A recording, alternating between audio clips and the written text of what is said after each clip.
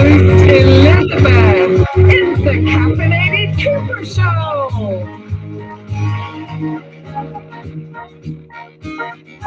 Yeah, I believe in you.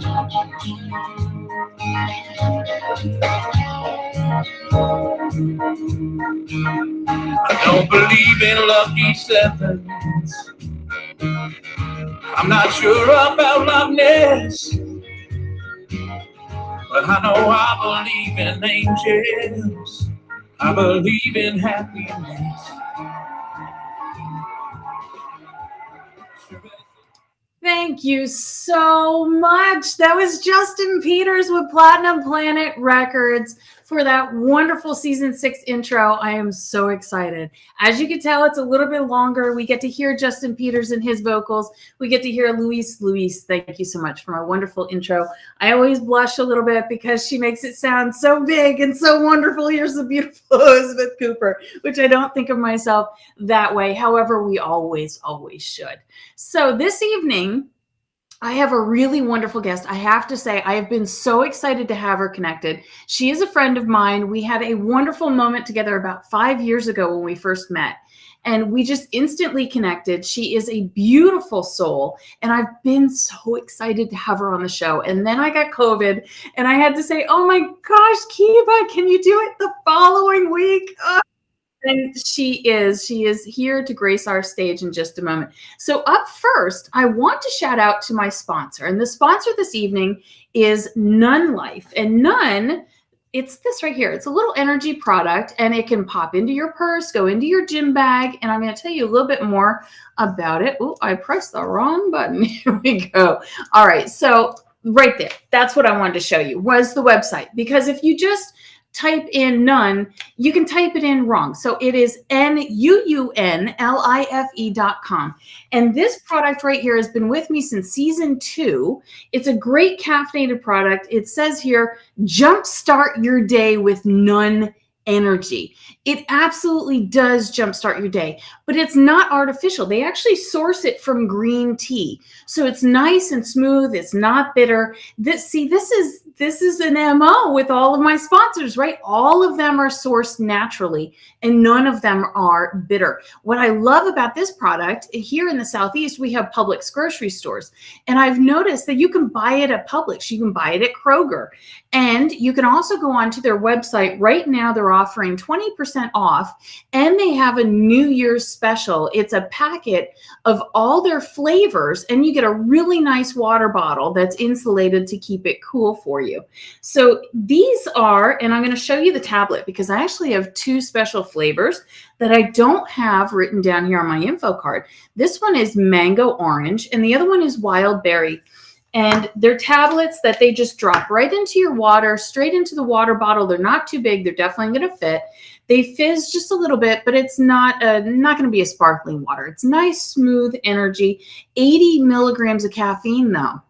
I have to say, I had one of these earlier today, and they're wonderful. I still have a little bit of caffeine left, but I'm not going to do it at 9 o'clock at night because 80 milligrams of caffeine is like a whole cup of coffee, and that's just a little bit too much for me. But in the morning, I certainly will. That tablet only has 10 calories, 3 grams of carb, and then you get 20 milligrams of ginseng, a blend of vitamin B12, B6, and as I mentioned before, caffeine sourced from green tea. It's vegan, gluten-free, and a great source of electrolytes. So go to nunlife.com, that's NUUNLIFE.com today and get yourself some Nun Life energy. All right, so let's move on to our guest of the evening. I have Dr. Keba Richmond Green connected. She is a marriage and family psychotherapist, a relationship coach, consultant, published author, international speaker, and visionary. Dr. Green has over 10 years of experience in the criminal justice field. She has interacted with culturally diverse people in many different capacities. She completed her PhD in public policy, public health from Walden University. Dr. Green also has her bachelor's in criminal justice. She has received her master's in community counseling and certified marriage and family therapy.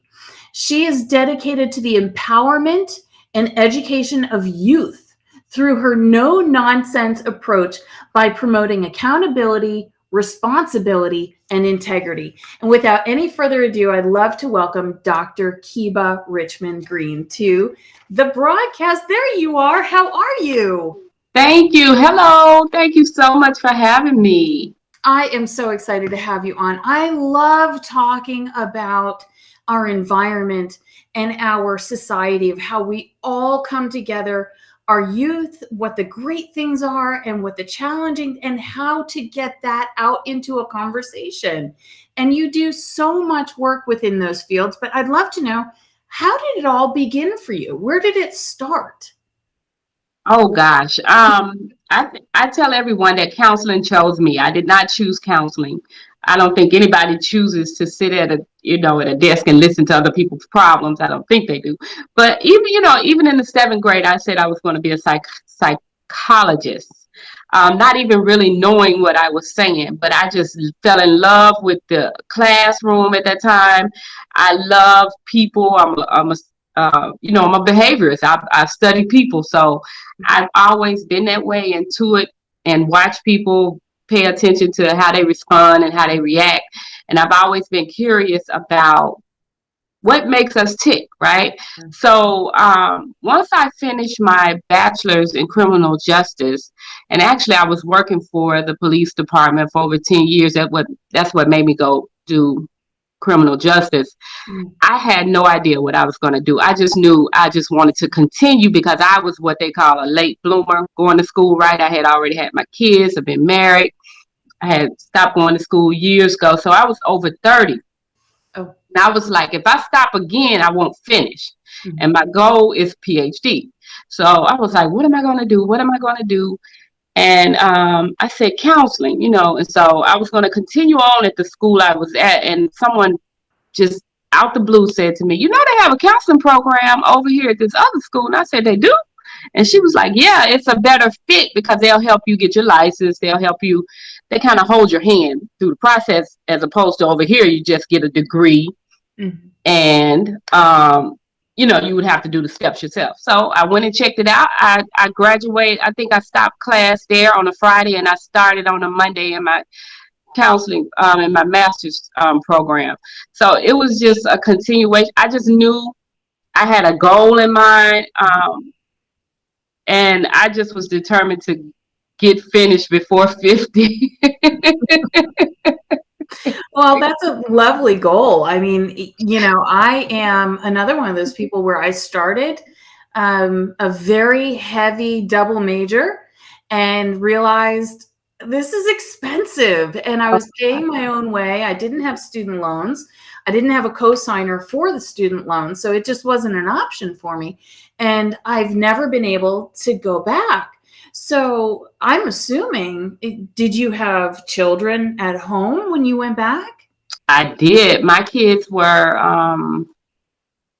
preteens maybe when I started. And I just had to really set boundaries in the house. You know what I'm saying? Like, especially with the masters. The bachelor's wasn't so bad, but the masters, I was like, okay, listen, I'm not going to be here. They were teenagers by then. Look, you're going to have to feed yourself. Y'all know how to clean up. Like, my husband would be there, but I'm like, I'm technically out for 3 years. Don't talk to me. Don't expect me to do much. I love you. I'm going to be here on the weekends, but I really couldn't even be there on the weekends because we had weekend classes. So our classes would be Friday evening through Sunday evening. Mm-hmm. So, plus I worked a full-time job at the time. I worked 60 hours a week, I believe, at the police department when I was getting my master's. So I was like, technically, I'm not here. So just act like your mom is not here. She just, whatever you need, send me a text or, tell your dad or something. But 3 years, I had to just put my head down and go. And it was really hard. It was really hard. But it was worth it. Absolutely worth it. One thing that I've noticed that I don't want to use too heavy of a negative language, but in my view, it sort of plagues us moms, the guilt, right? And Yes. it's so many times it's irrelevant guilt. Like it really is not even there. It's just a figment of our imagination. But we feel like, okay, we're mom and we're working and We're supposed to be. we're Yeah. supposed to be there. We're supposed to do it all. And Well, that's especially coming from, as I call my grandmother, super moms, you know what I'm saying, that did everything. They took care of the house, the home, the kid. I mean, and so for us to be selfish is, you know, as the world would say, and put ourselves first, how dare you? Mhm. You know, so it was a sacrifice, and I still feel guilty. My kids are way grown, but I still call them and apologize when I think of things. You know what I'm saying? I say, "Oh my God, I'm so sorry if, you know, if I wasn't there, if I did this." They're like, "Mom, we good." I'm like, "No, I just want to make sure we don't have any trauma residue." Look, listen, I'm sorry. I could only do what I knew to do at the time, and so I just was determined that, especially for my son, and this may sound strange, not so much for my daughter, but my son, I want no excuses. Don't give me any excuses. If I'm a mother and a wife and I'm working and I'm going to school and I can keep a 3.8, 4.0 GPA and working 6, don't bring me no excuses. right. None. You know what I'm saying? So I think that was in my head a little bit, like, I have to prove to these kids that you can have whatever you want if you do it. And I don't want to hear any excuses about it. So again, maybe selfish motives on my part as well. Well, you know, and I love that thought of no excuses. I really do. And you know, even with my own kids, I am their mom. Like I've always been the influence as mom in my kid's life. And I look back at me as their age, which I think has got to be the most toxic thing that we can do, really, because I'm looking back at how hardworking I was because I didn't have a choice. Like I needed to. My mom had gone back to work, so I needed to be able to cook. I needed to clean. Nobody asked me to do anything. And I look at my kids. What time is it? 11 o'clock in the morning? Why are you still asleep? Where's your drive, right? So the no excuses, how do you get through to them where you feel like they're really listening to mom? Right. Yeah. Because I tell parents all the time, or I tell adults all the time, kids do what you do. They don't do what you say. Kids do what you do. And so, like, my kids are workaholics like me, you know, and I really kind of hate that in a sense. I'm like, oh gosh, I kind of put that work bug in them. And now when I say, my daughter's an EMT, so she works, like, I think she's worked 14 days in a row right now. And so I'm like, okay, take a break, breathe. So I really try to stress to them the importance of living, being present. You know, before I had my grandbaby, my son, I used to tell them all the time, please go see the world. Travel, live. Before you get bills, before you get babies, go and experience your life. I didn't get that. I had them young. I didn't get that experience. Please go live. So they're gone all the time. They take all kind of experiences, skiing and all type of things that I never got to experience. So I love that, and I try to make sure that I instill that to them. Please, yes, work, yes, be independent, self-sufficient, but at the same time, I want you to be present in the moment, because you will look up, and I told them, you're going to look up, you're going to be 30. You're going to be 30. Then you're going to say, where did all the, and my daughter be 30 in March. Where did all the time go, right? So live in the moment as well as, you know, work and save and prepare. So yes. That's such great advice. You know, that's something that I've noticed over the years as I had more children and I got busier and busier. And then I went back to work and I got even more busy. Then I noticed when I was preparing for the holidays, I may have been preparing and doing for Christmas, and I was thinking about the next holiday. Wow. And I had to stop myself. And I'm like, this is why I feel like I'm not even enjoying it. Not accomplishing anything, because you're just always looking for the next. You're not appreciating the present. And actually, that is the definition of depression and anxiety for me, is presence. Your depression is you're living in the past, worried about the future. You're not present. Anxiety is living in the future, You see what I'm saying? You're worried about the future and you're not present. So you're having anxiety attacks. So you want to know why things are not happening is because you're not present in the moment to deal with and handle what is happening now. Because that's all you have control over is this moment right now. Right. Go back and we can't go forward yet. So absolutely. See, this is why we need you in our life, because it took me 44 years of my life to finally say, Elizabeth, what are you doing? Stop doing this craziness. And just be present. Just be present. Be in the moment. And then I started, as you said, your kids do what you do. I started looking around to all the other kids where we're sitting there, at Christmas, and they're talking about New Year's. They're talking about their birthday. It's like, no, just be present with me. Right. With me. What about today? What do we love about today? What are we excited about today? Why are we happy about? What about Christmas? What about Christmas is special today? What if you want to think about something, maybe think about last year. What's different this year from last year? Something like that. But let's not skip ahead 5 years or oh, I can't wait till I'm in college and that type of thing. No. Let's focus on today and what we have now, because we know that life and time is so precious and that we miss people, we miss things because we're not present. And so that's important. And I have to do that daily work. I have to do a daily check, because I used to have friends that would be like, when you're with me, you're always on your phone or you're always texting or something. You're not with me. Yeah. And I used to be like, I'm with you, I hear everything you're saying. What's the problem? But I wasn't present. But that's because of stress, depression, anxiety. It's all of those things combined. So what I mean by that is that because our mind is constantly going, we're thinking about everything, we're stressed about things, we're not talking about it, we're not expressing ourselves. So we're busying our mind so that we won't try to think about those things that are, that may be pressing on us. And so we try to distract ourselves with things, right? So television, music, TV, phones, of course. And so I make it my business. When I'm home, I don't turn on anything until my husband gets off work and come in there and touch the TV on. I sit in the quiet all day.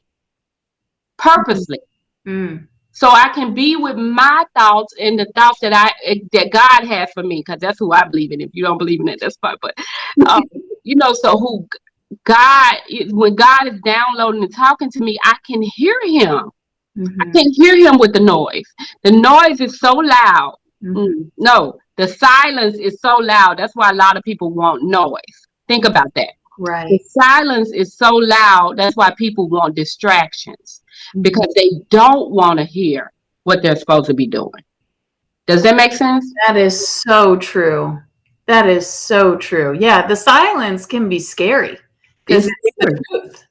Absolutely. So I have a viewer here. He has a question. Okay. So Ken is saying, I suffer with depression, as do many in this industry. So what can a man that is constantly busy with obligations and things that need to be done 10 minutes ago do to keep from having depression take us over? Okay, so as a professional who has suffered with depression for years myself, I totally understand. One thing I know is creative types, we tend to suffer with depression because I believe that we don't feel like we ever are accomplishing everything that we probably put on our plate. That's one reason I think why we kind of beat ourselves up and we kind of go into a recluse stage. One thing I think that you have to, again, like I say, you have to center yourself. When you get up in the morning, don't grab the phone. Don't rush out the bed. Even if you need to set your clock 20 or 30 minutes before your normal time to get up or before the house gets up. Even this is especially for moms, right? So, we get up running, getting the kids ready, getting breakfast. If you're the dad, if you're doing that, or sir, set your clock 30 minutes before so you have time to even if you just lay there and you don't get up, but at least give your mind the time to center itself so you can be ready for the things that are going to rush at you in the next 30 minutes. What happens is we jump up running. We never have time to brace ourselves and get our mind ready for what's happening. We're just in survival mode and go mode all the time. So that's one thing. Number two is, again, take breaks throughout the day. You know, I am an avid person for music, water. Water running is therapeutic. Even if you just let the water run in the sink, you know, if you don't have a waterfall, water, fresh air, of course, breathing. We don't breathe right. We don't breathe correctly. So we don't get enough oxygen to the brain. That's another reason why we suffer a lot. Proper sleep, all these things affect depression. Proper sleep, proper food, water intake. Are you drinking enough water? It's so important. Take a walk, take a brisk walk on your break. And just, I always suggest to people to journal. I know it's hard, but if you can just get you something and just write out your thoughts, if you don't have anybody to speak to, write them out so you can get it out, because that's the thing with depression as well. We're holding so much in that we're not speaking, we're not verbalizing, that we're suffering in silence. I have another viewer here, and he didn't pose this exactly as a question, but I'm going to make it a question because I'm curious. He's saying, powerful topic on this show, and so many people suffering during COVID with depression. How has COVID, the fears around it, the reality around it, what has that done to mental health that you've seen through your patients? Oh gosh, it's so much anger. I mean, look at the airlines. Look at how the people are fighting the airline stewardess and in the restaurants and everywhere. It's just, I think that at this point we have now become shell shock. You know what I'm saying? See, the first 6 months, a year, we kind of dealt with it. Now we're moving over into 2 years. It's like, okay, it's too much. It's too much.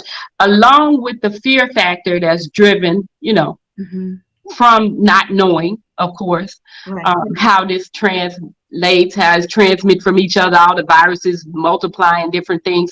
So fear turns into anger. Anger turns into rage, and rage turns into murder, right? And so I have seen a lot of fear, and it's twofold. Like I said, it's either fear that turns into anger, or it's fear that turns into depression or seclusion. Because now I'm too afraid to leave my home. I'm too afraid to go around people. I haven't been around people in a year and a half or more, right? So, oh my God, I'm not ready. I don't have my things in order. Okay, on top of that, we have a food shortage. We have a supply shortage. Now we have some more things to think about. I've lost my job, or I can't work, or all these fears are contributing to mental health. And mental health is in a crisis right now. And I don't think we're going to see the full effects of what what COVID has done to mental health for another 5 to 10 years. But it has wreaked havoc, especially on our young people. I can see that. I really can. You know, speaking as an adult, I didn't go through anything as a young child, nothing like this, where I would have been fearful of my own environment. But I do remember a brief moment, and this kind of comes to a question for you about content. But when I had my first daughter, my husband and I said, no, you know what? How about you leave the work environment and stay home to raise her? So I did. This was before phones and texting. The only thing we had was email. Right. I could email coworkers and hope that they would write me back, you know, exactly, because they're working through the day. So I couldn't pick up the phone and really have a conversation with anybody. So here I am at home, newborn baby in front of the TV, nursing her, watching the news. And I realized, you know what? I need to guard my focus. I've got to get away from this news, because I actually, after a few months of doing that, I realized I didn't want to take her to the park for a stroll. I didn't want to walk through my neighborhood. I was so afraid. And here in Atlanta, I'm watching news that's happening 200 miles away from me. Right. And you're still afraid. And you're still afraid. So how important is it for us to watch that content? Disconnect. Content we're filling our heads with. Disconnect. Absolutely. You have to disconnect. I know people who watch news, CNN all day. I'm like, really? I don't want to see nothing negative all day. And then it says it repeats itself over and over. You heard it 30 times. And like my mother-in-law, you know, seniors, they watch the news at 6, at 5, at 6, at 10, at 11. Ma, it's the same story. Disconnect. You have to, or it's going to literally drive you insane. I mean, it is so important that you fill your life with some positivity. Like everything cannot be negative all day. Otherwise, you're going to gravitate toward negativity because that's what you hear and see and what you are putting into yourself. I am so aware of my gates, my eyes, my ears. You understand what I'm saying? Like my head, I have to know what I am listening to, what I am, you know what I'm saying, hearing, seeing, and doing, because that affects your talk. Think about it. If you're watching that all day, you're gonna talk like that all the time. So people don't want to be around a Debbie Downer, right? So just guard your gates, cut it out. It's okay to maybe watch twice a day. I would say you may be a person who gets up in the morning and gets dressed to the news, and then maybe you'll turn it on at 11 at night to get the latest updates. That's fine, but not all day, please. So I have a question about the criminal justice department that you were working for, and dispatchers. So coming from your background, which I love your background because you have pieces of so many different things, of mental health, criminal justice. What is your opinion about having psychotherapists on staff? Need them. Yeah. We need them so desperately. Absolutely, we need them because people do not understand mental illness. I don't care how much we see it. I don't care how much we talk about it. People do not understand mental illness. And we just believe that people are just lying. Let's just be honest, or acting. And especially in the family in consensus. You understand what I'm saying? Oh, that's just Johnny. Johnny has been acting like that since he was 3. He's just acting out. Johnny is acting out because Johnny has a problem that he is crying for help for, that no one will address, because we look at it as, oh, that's just how they act. They act that way for a reason. And so, yes, I totally agree with, I'm so sorry, my window was up, the therapist being along with the officers. And we need our own mental health, what would you call it? Emergency intervention. Yes. So I know that we have things like, I just went blank because I worked at Behavior Health Link, and mobile crisis. We have mobile crisis, right? Right. Which is overwhelmed, of course. So we need something like that as well with the police. Yes, I agree. So many different situations. I mean, it just seems logical that it can be de-escalated with a mental health professional working alongside the police officers as a cohesive unit. That makes a lot of sense. When and where do you think we will finally get there to where that's normal place?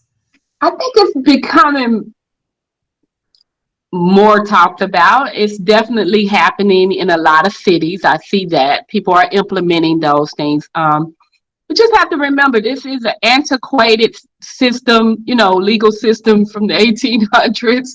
They've been doing it this way a long time. It's really hard to shake trees and change people's views. So it's just going to take time. I mean, we may be looking at 10 to 15 years before we see this as normal, as as every day, just like we see officers. So yeah. Wow. Wow. That just seems like that's so mind-blowing. Yeah, because we've lost so many people in the process of waiting, right? I agree. Exactly. So I was watching a video of yours, and I don't know how old it was, but Gosh, I was like, I didn't even know that video was on. So this is a different one though. And you were talking about a dispatcher, and I love the point that you made, because when we're talking about police working with a mental health professional as a cohesive unit, I think what comes to mind in people's mind first would be, the news stories that we hear. What bleeds leads, right? So it's the tragic stories. But there are people that call in and they say certain things like, there's nothing really going on, but this car doesn't look like it should be in my neighborhood. Yeah. I think that's a mental health issue. Really? I do. I think that, I think there's more information needed before, let's just say what it is. The little old lady that's sitting there peering out her window. That's what it is. You're right. Afraid of everybody because she's been watching the news all day long. True. You're right. You're right. Afraid of her own shadow. I think that is a mental health issue where there again, I love the point that you made of guarding your gates, guarding your eyes and your ears. Now that you say it like that, okay, I can see why you would say that. Okay. Yeah. I mean, I'm not going to name her, but I mean, we're really close. I may have been born by her. She does this. And she'll look around. She'll like, oh no, they shouldn't be here. Well, why not? It's a public street. What? They're not doing anything. So what? I don't know. So anyway, you have an effort that you're working on, and you have a website behind this as well. And you will help people in crisis. Can you tell me a little bit more about Better Life and what you do with Better Life? Absolutely. So Better Life is a mobile concierge therapy service for now it's for high-end and celebrity clients, where it's private and anonymous. We keep your crisis confidential, but we will come to you and your family at a location of your choice, and we will help you anywhere from 1 to 31 days manage your crisis. So basically, we will come stay with you at a location and help you and your family get what you need, and then leave you with the tools and the resources to carry on. And so again, I came up with this concept originally when we were having all the school shootings, because I was thinking we really need a mobile crisis unit that goes to these locations when things happen, right? Because they send in counselors, the first week or whatever. Nobody's ready to process in the first week. So I said, well, if it takes 28 days to break a habit, we need to be there at least 30, right? And so then we would leave them with the resources. But of course, then I started thinking about funding. Who's going to fund that? How would I get that funded? So then I went to the next best thing after watching all this reality TV was celebrities. Who needs it most? Like, they are dealing with crisis and trauma every day and have to put on a different face, and they have to come and they have to show up and they have to be present and all these things that Ken even mentioned, right? Like, and behind the scenes is just burning. It's burning up, the house burning up back here. And who is helping them? They have a lot of yes people around them so they can get paid, and they're not giving them the truth or honesty to help them reach the level that they need to be able to have sanity in order to continue to do their best work in the field that they work in. So I came up with Better Life. Oh my goodness. That is such a huge resource. And I remember the evening that we met. So we were at a high-end engagement in downtown Atlanta. Yeah. And we met and we made a connection. And I started telling you about my daughter. And my daughter has gone through some struggles. And we were going through a crisis at that moment. And when it's a parent trying to help your child go through something that is magnanimous, something that we've never gone through before, we feel so helpless. How many of your clients just don't even know the next move to make, like just can't even think? Most people don't know, especially like your incident where it just comes out the blue. Like, we know that things have been leading up, but we don't expect it to go to this place, right? And so usually when I get a call, yes, a person is in panic mode. I need you now. Can you get on a plane, train, boat, and get here now? And I'm like, wait, can we, let me find out. No, I need you now. They're trying to climb out the window, or they're trying to cut themselves, or they're trying to hang themselves. Like, I need you here now. So absolutely, most people in crisis don't know what to do. They don't know what to do. Yes, things have been leading up to here, but I thought it was manageable, or I thought it was controlled. No way did I think my child would try to harm themselves or harm someone else. No way did I think my child would commit a crime. No way did I, all these things, take drugs. So I need you now, because this ain't the child I know, right? So, or whoever, your spouse, your parent, your whatever situation it is. So absolutely, everybody calls and they are in, yeah, I need you right now. Come now. How do you schedule that? Just always ready. I have employees, contractors, always ready. Just always be ready. That's what I tell them. You live your life on the go. What gives you the drive to do this? Where does the passion come from to do this and to be a savior to the fellow man? Really, I'm telling you, reality TV does so much. Again, I'm a behaviorist. I watch people. I watch what's not. I hear what's not said. I see what you're not. You know what I'm saying? I see what you're not saying. I hear what you're not saying. I can read between the lines, and so I just can watch a show and be like, oh, it's so much more to that. You know what I'm saying? Like, yes, that may have been scripted, but it was also real. And so I just started picking up on, well, I used to have a show. I don't know if you saw it. Me and my old business partner had a show called 3 Counselors and a Couch. And we used to critique reality shows and tell you what we were seeing and diagnose the behavior. So once we started doing that, I noticed, I really started keening into, this person got a drug part. That person is an alcoholic. Oh, wow. Oh, that person is bipolar. Oh, that's what I see. They're in an abusive relationship that they're never talking about. I could just pick up on those things from the TV. You understand what I'm saying? So those things really intrigue me, because I said, well, who's helping them really? Mm-hmm. Who's really helping them? Because the behavior is getting worse. It's not getting better. So I need to be in a position to help these people maintain their careers. Because what happened is, and because you're media, you're in entertainment, these studios, these managers, these companies has put all this money and backing behind you, and you go and blow it up in a matter of seconds by having an outburst or saying something or getting in trouble with being somewhere you shouldn't have been. Wouldn't you want a person like me on your team to help you keep your prospect, you know what I'm saying, from crashing everything that you've built up over this time and all the money and time? That's what I'm here for. Yeah, absolutely, because your career is over in a second. And it's amazing. You're canceled. It used to be, you could apologize and get another.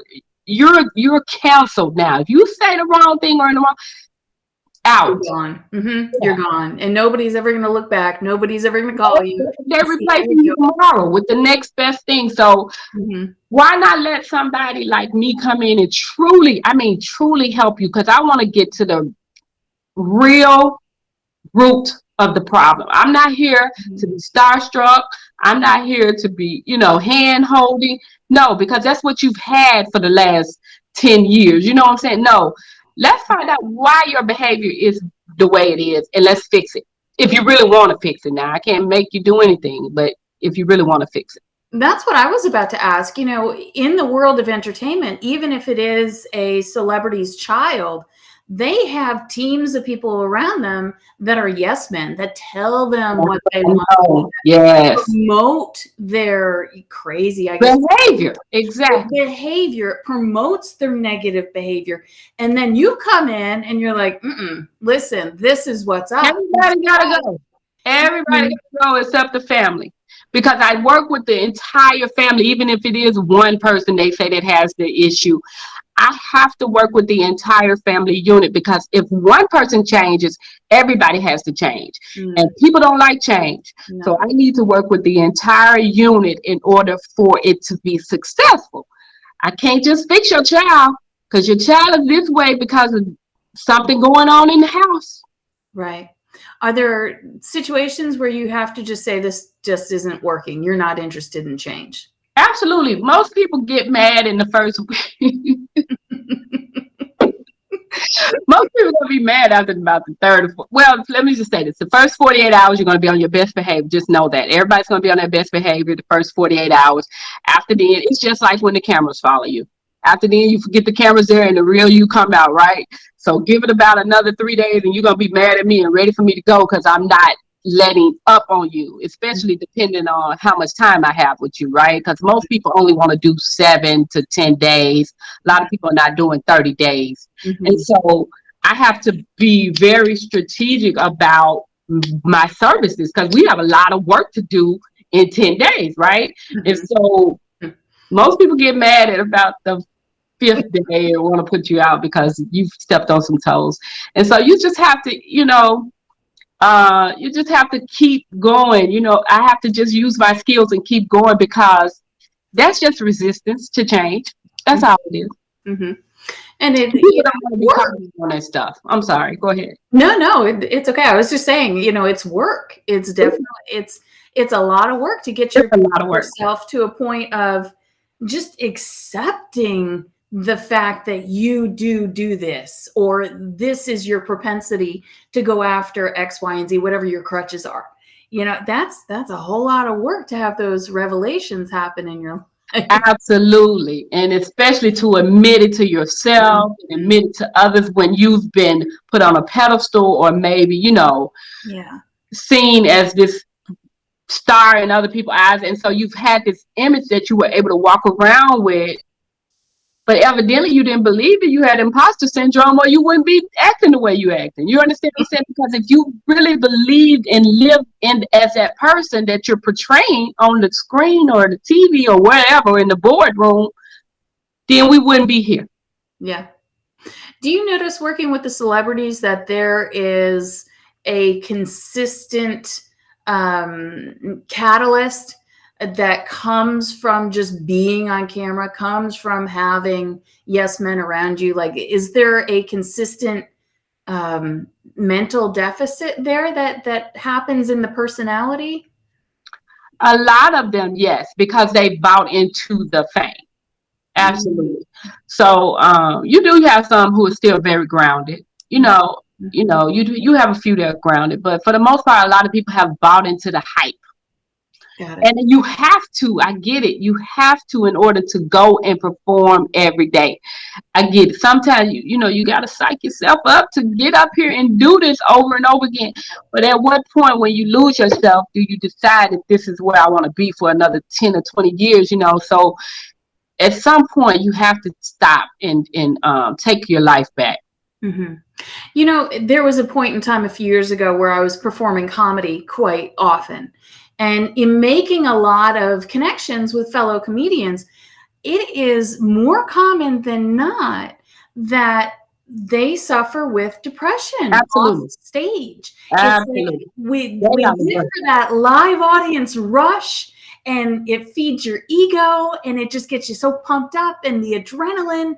And then the next day you call them and they're like, how are you? Absolutely. Musicians and comedians, for some reason, they really, really suffer with depression. Again, I don't know if it's the creativity mind or if it's, for comedians, for me, what I've watched and seen and noticed is that I don't think they ever feel like they've accomplished what they going for it. You know, it's a really hard role. You know, it's a really hard role as a comedian and a musician to get to that status and that place where you're known and you're making the income that you would like to make. Like you're up nights, you're late nights, both of them, late nights, long nights, traveling, sleeping in, if you're sleeping in raggedy hotel, all those things to try to get to where you're trying to go. So I think all those things play a role. And so humor is a way to mask the pain. And it's also their truth, because most people are telling the truth in their humor, right? They're telling the truth in their jokes. Yes, we do. I know my go-to was always, making fun of stupid. So all my characters were just these dumbed down, like weird characters, but you see them in life, right? So if you're somebody who sits there and just people watches, and yes, I love personalities, I love people, and I mean, as a little old lady, I'm just gonna be the little old lady who has all this stuff going on in my mind, but you never know it. And I'm just watching. I'm just sitting there with a smile on my face, just watching people go by, talk to each other. You came up with all kinds of scripts in your head, just watching people. Yes, 100 times over. So, all right, before we end the show, I'd love to go back over some information that you shared up front. Okay. About the difference between anxiety and depression, and the things that we need to do, the sleep and eating right and drinking water and things like that, to fight off depression that can happen to us at any moment's notice. Absolutely. So for me, again, depression and anxiety are part of the tenses. And what I mean by that, again, is depression is living in the past, right? Mm-hmm. And not being present. So you're worried about what happened back then and why you didn't make this mistake, and oh my God, I'm such a failure. And it just brings you down. Anxiety is living in the future and not being present with the now. And that way you're, oh my God, I'm going to mess up this interview tomorrow. Oh my God, what am I going to say? How am I going to? And you're panicking because you're not present. And this is most important for kids. Again, water. Lots and lots of water,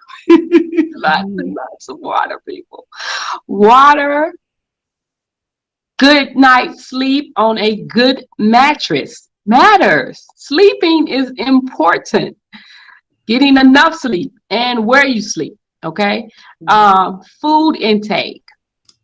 Cutting out the caffeine, the sugar, all the processed foods is important. All those things contribute to the mental health. I am writing a book actually called Eating for Your Mental Health. Okay? So all those things contribute to that. I suffered for years, I'm telling you, from depression. I know. I have not had a bout with depression since COVID. Period. I don't battle with it anymore. I used to have what's called seasonal affective disorder. So the wintertime, I hibernated. I wouldn't come out my house until spring. Wow. If I didn't have to, because I stayed in the bed. I kept the windows closed. It's cold. Mm-hmm. It's dark. Mm-hmm. I just was in such a state of depression. And people would say, you're lazy. And I'm saying, no, I'm not lazy. I work too much to be. But I was slothful. Does that make sense? Yeah, that does. Mine was so just in a state of, oh, I'm not accomplished anything. I'm such a failure. I would sleep. I would not do anything but sleep. I wouldn't even eat. I would just sleep. And so changing my diet, changing what I listen to, all those things, changing what I do, my daily routine, my habits. I get up every morning. I don't care if I had 3 hours sleep or 8 hours sleep. I pop up right away. And I know people who know me probably saying, what? Right. Pop right out the bed and go do what I need to do at 6:30 every morning. So I'm telling you, it works if you work it. Mm-hmm. These things are important. Exercise, of course, we know that it sends endorphins to the brain. We know all of that. Fresh air. I just say a brisk walk, even if you don't do a treadmill or anything like that, cardio. Just a nice walk outside. Fresh air is so important. We don't get enough fresh air. Of course, we know we don't get enough vitamin D. What else? That's what I was about to say. The vitamin D is huge for me. I have kind of a personal question for you. So, I've been going through some orthopedic challenges, and we found that there's some autoimmune issues. So they've started me on a chemotherapy drug, and in taking it, I normally do not have any depression. I'm noticing for a day or two afterwards, I'm just, just there. I'm not going to cry about anything. I'm not going to smile about anything. I'm just there. Is that something that people need to be aware of? That sometimes that is a side effect. You've got to just cut that out of your life and try something else. Medication is a huge contributor as well, because we know that the inhibitors inside of the medication affect every part of your brain. So we know that, and I love the brain, y'all. I really want to do a PhD in neurological science. Like, I love the brain. Anyway, so I digress. So everything that you need is already in the body. We have every chemical in the body anyway. So when we start adding these things to them that's over exposing us to that drug, right, then the body is going to have a reaction, of course. So again, as a mental health therapist and having depression, I refuse to take medication as well. And so my business partner used to get on me all the time and say, how are you going to help your clients and you won't even admit that you have your own problem? You know what I'm saying? I said, I know I have a problem.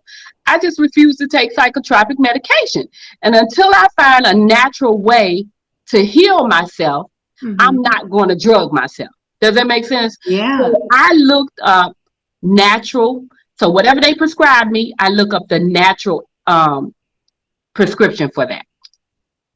That's what I would do for me. Now, it may take a little longer to work, but it was just best for me because I did not want to take drugs. Now, some mental illnesses require drugs. Point blank, period. Is some mental illnesses that you are going to have to take psychotropic medication. I understand that. I'm cool with that. I didn't have that. I felt like, as a person who has went to school and did all these things, clearly I can figure this out. Maybe I was wrong, but I just was like, now I can't be this smart in one area and this dumb in another. It's something where I got to figure out how to get myself better. So it took a lot of prayer, a lot of spiritual work. Yeah. It took a lot of personal work. I had to deal with my inner trauma. I had to go back and understand what is causing me to feel this way about myself. Why do I believe that I haven't accomplished anything? Everybody's like, if you do one more degree, if you go to school for one more thing, and I'm constantly saying, no, I need to go more. I need to do this. I need to go. I never felt it was enough. So I had to go back and revisit my past in order to understand my future. So I had to do my work. I had to sit down and I had to really get honest about what was going on with me. What am I feeling? I had to be in touch with my feelings and my emotions. Why am I feeling this way? Why do I want a whole bag of chips? Why do I want a whole cake? You know what I'm saying? Yeah. What is going on with me internally that's making me want to eat cake all night? So things like that. I'm gaining weight. I'm getting heavier. I'm seeing that I'm going to be diabetic in a minute if I don't stop this behavior. Enough is enough. So I had to do the work. And I'm doing the work. I still continue to do the work daily. You know, and I love that you say that, because there's so much truth in that, is that we can't just evolve. It's work. It's work. To live and it's not pretty. No, a full, happy, present life. It's work.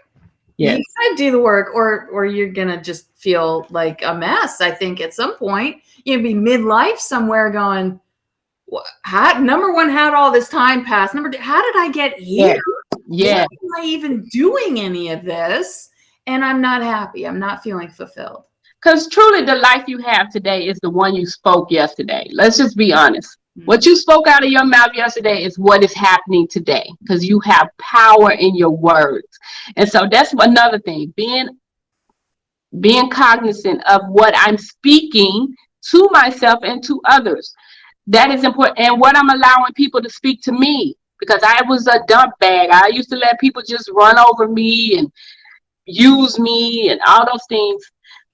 I'm gonna let us go because I know we've been on here almost out. But one thing is, I used to be, when I was younger, I used to be very brash. I used to just say whatever I felt, and I didn't care about the consequences. People were like, oh my God, you're so mean. You're so mean.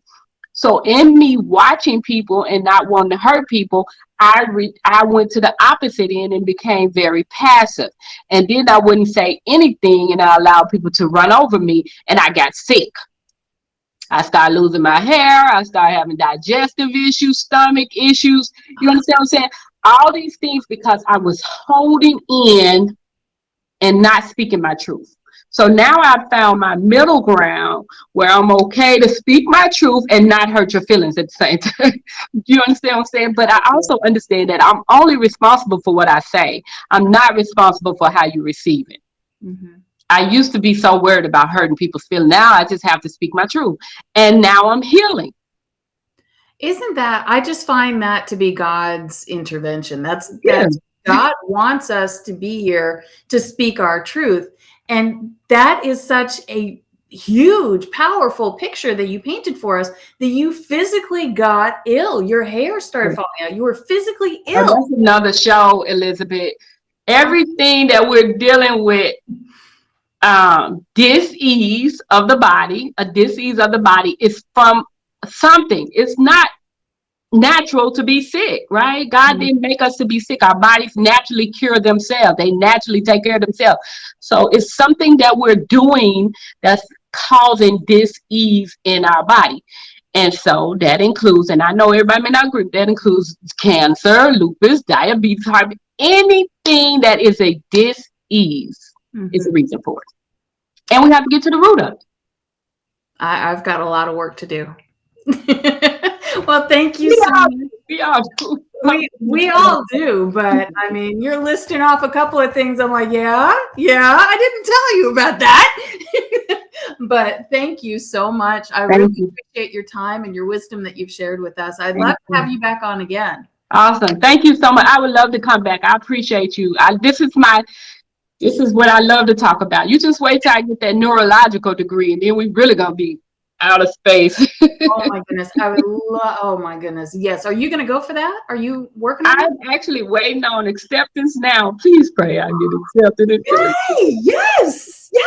Congratulations. Oh, I can't wait to hear more about it. I really can't. I love this is my like wheelhouse. I love this. Your happy place too. This is our happy place. Yes, absolutely. Thank you so much, Keba. It's wonderful. Thank you again. Thank you so much. Yes. All right, everybody, what a great show. Oh, thank you so much for interacting with the show. Please share it. Please subscribe on YouTube. And as always, we are blessed. You are blessed. And I love you. I will see you again this Saturday with a multitude of shows. So make sure that you tune in 10 a.m. And we've got a couple of shows after that.